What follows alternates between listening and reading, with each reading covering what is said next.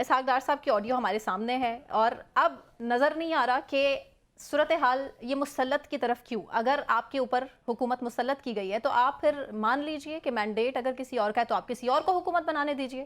مسلط کیوں کی گئی؟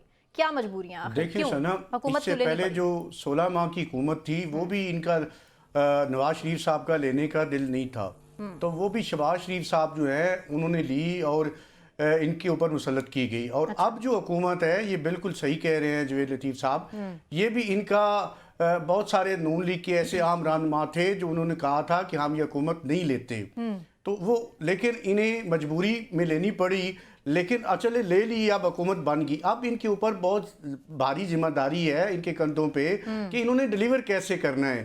مہنگائی کی کتنی بدترین مہنگائی ہے، بے روزگاری ہے، اور معیشت کے کتنے چیلنجز ہیں.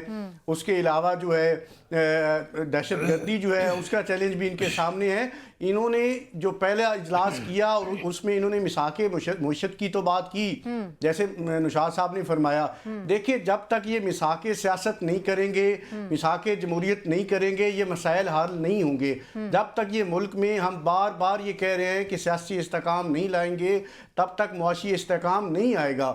تو اس کے لیے ضروری ہے جتنے بھی اس ملک میں سیاسی رہنما ہیں سب کو ایک جگہ اکٹھے ہو کے ایک ڈائیلاگ آپس میں کرنا چاہیے اور یہ چیزیں سمجھنی چاہیے.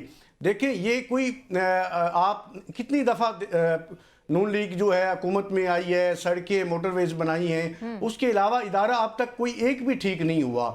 تو ان کے سامنے بہت سارے چیلنجز ہیں. انہیں سب سے پہلے جو ہے اپنے اخراجات جو ہیں وہ کم کرنے پڑیں گے. یہ جو پروٹوکول کلچر ہے اس کو ختم کرنا پڑے گا. جو ایک وزراء کی ظفر موج اکٹھی کر لیتے ہیں اس کو بھی ختم کرنا پڑے گا. تو میرا خیال ہے کہ اور اس سے پہلے 16 ماہ جو انہوں نے حکومت کی ہے، ایسی کون سی معاشی پالیسی ہے ان کے پاس، ایسا کون سا معاشی پروگرام ہے جو انہوں نے پہلے امپلیمنٹ نہیں کیا؟ روڈ میپ تو تھا، نواز شریف صاحب کے پاس تھا، حمزہ شہباز نے اس کی طرف اشارہ کیا تھا، اور تمام نون لیگی قیادت کی نظریں ٹکی تھی کہ نواز شریف صاحب آئیں گے، معیشت کو ٹھیک کریں گے، حکومت لیں گے، چوتھی بار کے وزیر اعظم ہوں گے اور حالات ٹھیک ہو جائیں گے. لیکن اب تو ہم دیکھ رہے ہیں کہ ان کے اپنے اندر اتنی کنفیوژن ہے، اور نون لیگ کے کتنے رہنما ہیں جو نہیں چاہ رہے تھے کہ حکومت ملے انہیں، اور ابھی بھی یہ چاہ رہے ہیں، اب کہہ رہے ہیں کہ جی ہم پر مسلط کی گئی ہے. تو آخر سے کیا ذمہ داریاں ہیں، ایسی کیا مجبوریاں ہیں؟ دیکھیے آپ نے بیان سنا ہوگا نواز شریف صاحب کا، الیکشن والے دن انہوں نے کہا تھا کہ مجھے جو ہے یہ جو واضح اکثریت دی جائے، سادہ اکثریت دی جائے، جو کہ نہیں دی گئی.